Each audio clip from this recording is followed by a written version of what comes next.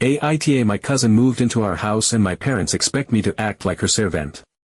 It turns out my parents get money for this from her parents but they don't give it to me. I female 18 am a senior in high school, and I'm really just trying to survive this last year, keep my grades up, prep for college, and make the most of the time I have left with my friends before we all scatter across the country. That's been the plan for a while. My schedule has been packed between school, volleyball practice, college applications, trying to stay on top of AP classes, and having some kind of social life before everything changes. But a few months ago, my whole home dynamic changed completely. My cousin, who is 12 years old, moved in with us from India with her parents. We hadn't seen each other in 6 years, so it was a little exciting at first. My parents were really happy to have them around, and I was too, to an extent. The thing is, our house isn't small, but it's also not meant to comfortably fit 7 people long-term. There's my mom and dad, my younger brother who's 15, me, and now my uncle, aunt, and cousin. It got cramped very quickly. We tried to make it work. My cousin was placed in my room because it was easier, even though my room is literally the smallest one in the house. There was barely enough room for me to move around with my things in there, but we made a makeshift bed for her and tried to stay organized. For the first couple of weeks, I was totally fine sharing the space. I mean, she was still adjusting to a new country, new school, and a whole new life. I was patient with her. I helped her settle in, answered all her questions, even explained cultural things that confused her. I wanted her to feel comfortable. But the novelty wore off quickly. I couldn't get any privacy. I would come home from school exhausted, hoping to get an hour to myself before practice, but instead I'd find her sitting in the middle of the room, talking about what happened in her classes, asking for help with homework, or just wanting to talk for the sake of talking. I couldn't even stretch my legs out at my desk without bumping into something or someone. It reached a point where I literally didn't have space to walk around without stepping over piles of schoolbooks, clothes, or her school backpack. Eventually, after 2 months, her parents found jobs in another state and moved there. It made sense, they had better opportunities elsewhere. But instead of taking her with them, they let her stay behind with us so she could finish the school year here. She had already started to adjust, had made some friends, and was doing okay in school. I understood why they made that choice, and I didn't even question it at the time. I stepped up. I helped her with everything, from breaking down her assignments to writing emails to her teachers. I would ask her what topics she covered back in India, and I would compare it with the US curriculum so I could help her catch up. I'd sit with her for hours going through science notes, showing her how to use Google Docs, helping her learn what plagiarism is and how to avoid it, proofreading her papers, making flashcards, even helping her pick out outfits for school events. I moved all her clothes out of my closet and into the guest room after her parents left, even though I was still expected to do most of the cleaning and organizing. I didn't want to give my parents one more thing to stress about. But it started to become a burden. A heavy one. My parents began to expect that I would drop everything for her. If she didn't understand a math problem, they would call me. If she wanted to print something for school and didn't know how, they would knock on my door. If she was bored, I was the designated entertainment. I couldn't even start my own homework without being interrupted multiple times. What frustrated me even more was that no one expected my brother to do anything. He comes home from basketball practice, eats, does his homework, then disappears into his room to play video games or talk with his friends online. No one bats an eye. Meanwhile, I'm barely holding it together and still being told I'm not doing enough.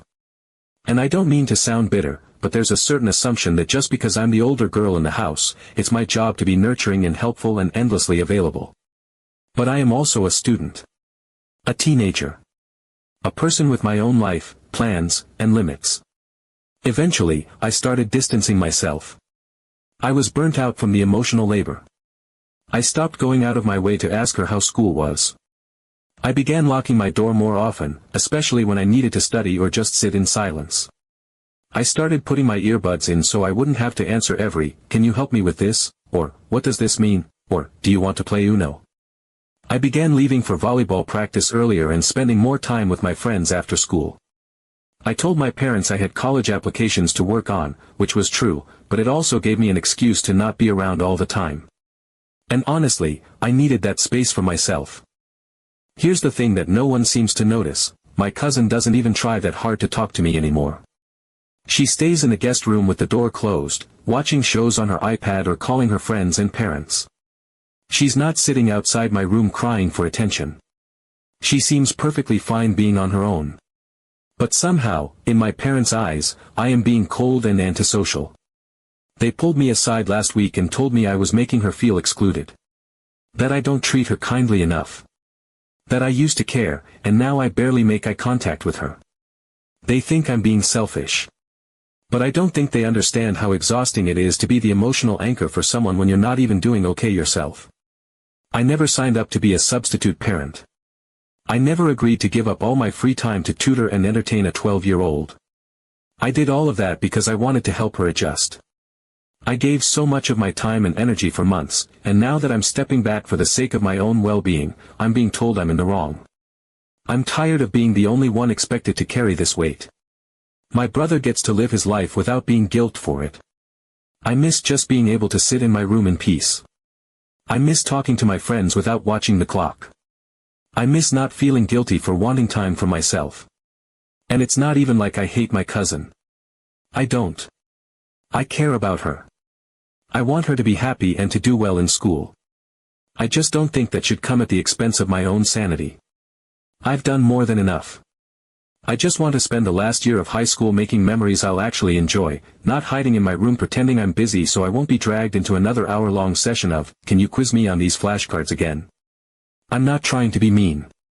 I'm just done playing the role of everyone's solution. Update 1. It got worse before it got better.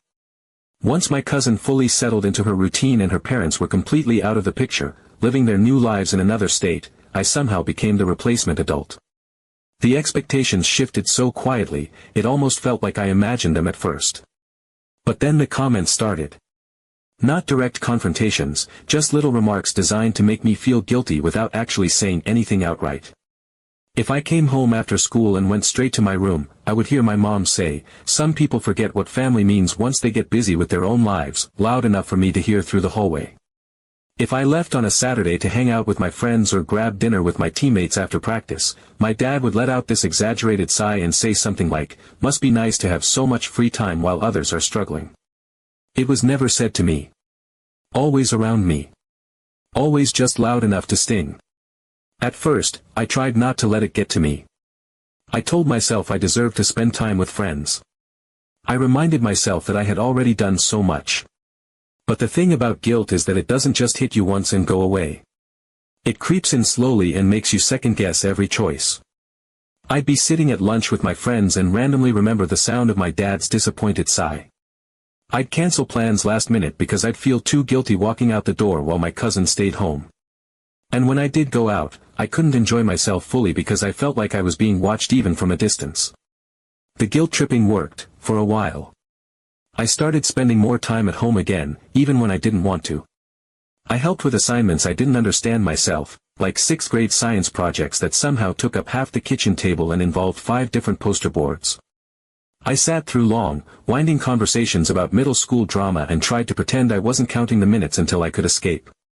I tried to push through it, but every day it felt less like I was a high school senior preparing for adulthood and more like I had been demoted to some unpaid live-in tutor/nanny/therapist who just happened to also be applying to colleges.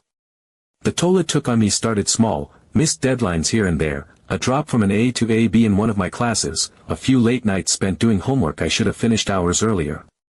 But soon, it wasn't just about academics. I wasn't sleeping properly. I would stay up too late to get my own schoolwork done because I had spent the entire evening helping someone else. I stopped responding to texts. I stopped going to events unless I absolutely had to. My energy just bottomed out. My mental health started unraveling in ways I didn't want to admit at first. I'd lie in bed some nights wondering if I was being selfish for wanting space. I started questioning whether my expectations for a normal teenage life were unreasonable. Was I asking for too much by wanting to be treated like a daughter and not a substitute parent? Every time I tried to assert a boundary, like saying no to helping with a book report or choosing to eat dinner alone in my room, I'd get hit with that same refrain, "You're the older one. You need to set an example." That line haunted me. It came up constantly. I couldn't express frustration without being reminded of how my cousin was younger and still adapting. I couldn't say I was tired without being told that I had to be strong for others. I couldn't cry, because crying would mean I wasn't grateful, and the last thing I wanted was to be seen as ungrateful. It was like I had been cast in a role I never auditioned for, and the moment I tried to walk off stage, I was told I was ruining the entire play. The hardest part wasn't even the pressure. It was the hypocrisy. My brother, who is just 3 years younger than me, lived in a completely different universe. He would come home, toss his backpack in the corner, eat whatever was in the fridge, do a half hour of homework, then disappear into his room to play video games or talk with his friends. Nobody expected him to help my cousin study. No one asked him to babysit or explain science terms or read through 3 pages of a poorly written essay. If he showed his face at dinner and didn't make a mess, it was practically a celebration. He would walk out of the kitchen after rinsing a plate and my parents would say things like, "See, that's how you help out around the house," while I sat there with a headache from explaining American history to a 7th grader who could not care less about the Civil War. He didn't lift a finger beyond what he was already doing for himself, and yet he was praised for simply existing without creating problems. Meanwhile, I was drowning in expectations that no one else had to carry. And the worst part? No one even noticed that I was drowning. Meanwhile, my brother continued to be praised for doing the bare minimum, like putting his plate in the sink. Update 2. A few weeks ago, something happened that changed everything. It started off like any other exhausting evening. I was sitting at the dining table with my cousin, helping her prep for yet another history test. She was half paying attention, fiddling with her pencil, clearly uninterested in learning about the Bill of Rights, and I was trying not to snap after the 5th time she asked the same question about the First Amendment. My head was pounding, and I remember thinking, I could be doing literally anything else right now. I could be finishing my essay, scrolling through my phone, lying in bed, living my own life. But instead, I was here, again, explaining things I had already gone over multiple times. Then she said something that made my entire body freeze. She looked at me casually, totally unbothered, and asked, "How much are you getting paid for all this?" I blinked, confused. I thought I had misheard her. So I asked her what she meant. She looked at me like I was the weird one, and said, "Aren't mom and dad sending money to your parents every month to thank you? They said it was for your time since you're helping me so much." It felt like someone had pulled the floor out from under me. In that moment, my brain short-circuited. I couldn't form a response. I just sat there, staring at her while she shrugged and went back to her flashcards, completely unaware that she had just detonated a bomb in my head. I didn't say anything else to her. I waited until she went to bed and then sat in my room for a good 20 minutes, trying to collect myself, trying to convince myself that I had misunderstood her. That she had exaggerated. That maybe her parents offered money but my parents turned it down. That this wasn't what it sounded like. But something in my gut told me otherwise. It all clicked too perfectly. The way my parents were so insistent that I help her. The way they dismissed every complaint, every attempt to set a boundary. The way they made me feel like this was just what family did, like I was selfish for even thinking I was doing too much. And now I was learning that there was money involved. I couldn't sleep. I couldn't let it go. So I got up, marched straight to the living room where my parents were watching TV, and asked them point blank if my aunt and uncle had been sending them money. Their reaction said everything. My mom looked at me like I had just accused her of a crime. She immediately said I was being ridiculous, that I needed to stop making up stories. My dad didn't even try to deny it outright, he just told me I was being dramatic and that I should go help my cousin with her homework instead of wasting time on nonsense. But I saw it. The way they avoided eye contact. The way my mom's voice got defensive before I even finished my question. The way my dad tried to shift the focus back to my responsibilities. I knew then that it was true. I knew, without a shadow of a doubt, that my aunt and uncle had been sending money. And my parents had been accepting it. On my behalf. Without telling me. Without even acknowledging it. For months, I had been bending over backward, sacrificing my time, my energy, my peace of mind, to help someone adjust to a new life. I had poured myself into this role because I thought I was doing the right thing. Because I believed it was my choice. I believed I was doing something out of kindness, not obligation. I thought I was helping my family through a difficult time because it mattered. Because I cared. And all the while, my parents were pocketing money and letting me believe my efforts were just expected. They watched me struggle. They watched me fall behind in school, miss out on milestones, wear myself thin, and instead of stepping in, instead of offering support or even just gratitude, they took the credit and the compensation, and left me with the workload. It made sense now. Why they reacted so strongly whenever I tried to set boundaries. Why they made me feel guilty for needing space. Why they pushed back every time I said no, why they refused to ask my brother for help. Because to them, this wasn't just about family anymore. This was a transaction. And I was the product being sold. That realization broke something in me. It wasn't just betrayal. It was erasure. All those months of effort and stress and mental strain had been quietly converted into something transactional behind my back, and I hadn't even been granted the dignity of knowing. They didn't see me as a daughter doing her best. They saw me as a convenient solution, a resource they could use to fulfill a family obligation, keep up appearances, and collect a quiet paycheck in the process. After that night, something shifted. Not on the surface, I didn't confront them again. I didn't scream or rage or tell them how deeply it hurt. I didn't want to give them the satisfaction of seeing me unravel. I just went still. I stopped offering extra help. I stopped volunteering to organize my cousin's schoolwork or check her emails or print out her assignments. I stopped rearranging my schedule to accommodate her. I stopped caring whether my silence made them uncomfortable. I started choosing myself, finally. Because now I knew the truth. I wasn't just being overburdened. I was being used. Update 3. The very next day, everything changed. I woke up with this quiet, simmering resolve that I hadn't felt in a long time. I wasn't angry in the loud, explosive way. I was done being angry like that, it got me nowhere. I was just done. Done being manipulated, done being guilt-tripped, done being treated like my time and effort were disposable. So when my cousin came knocking on my door asking if I could help her study for her upcoming quiz, I didn't open the door. I didn't respond. A few minutes later, my mom called my name from the hallway, saying my cousin needed help. I walked out and looked her dead in the eye and said, "I'm not doing a single extra thing until I get some answers." That didn't go over well. Immediately, I was bombarded. My mom told me I was being dramatic and disrespectful. My dad told me I was lucky to have a roof over my head and food on the table and that if I wanted to act selfish, I could start paying rent.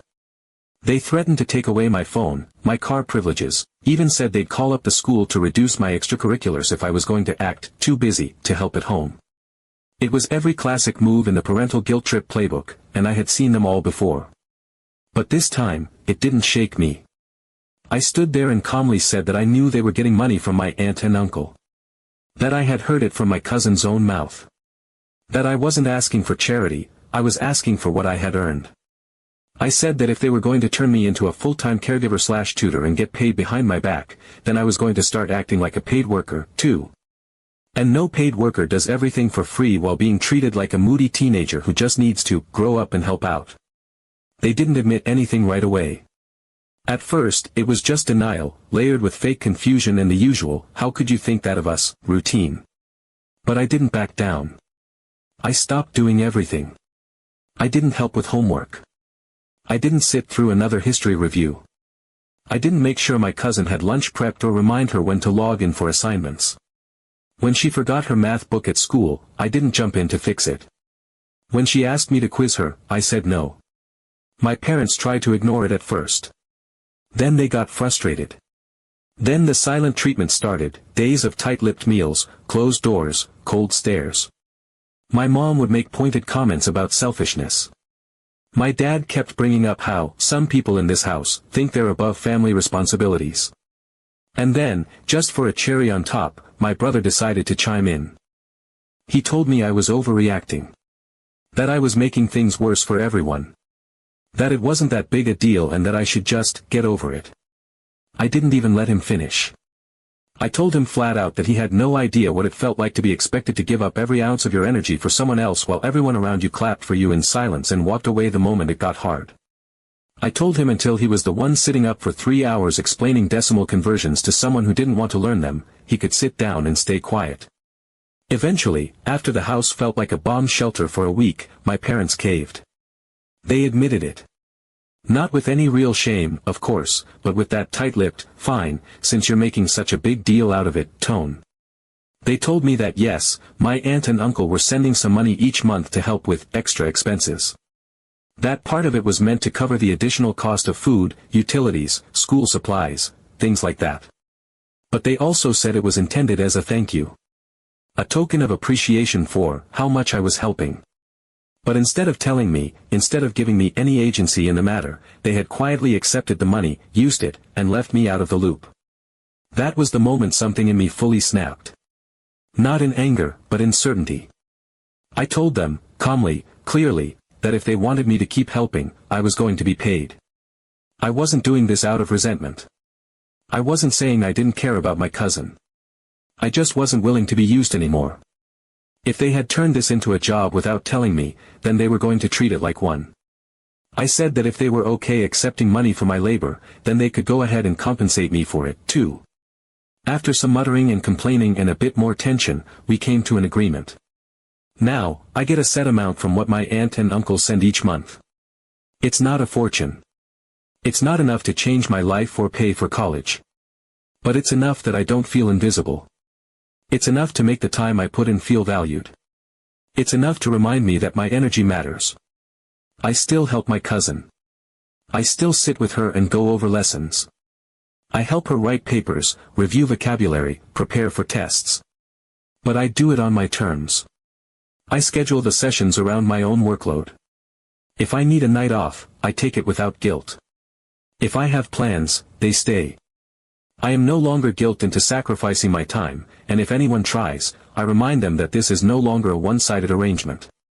Interestingly, my cousin respects me more now. She doesn't whine or throw passive-aggressive comments when I say I'm not available. She doesn't barge into my room anymore.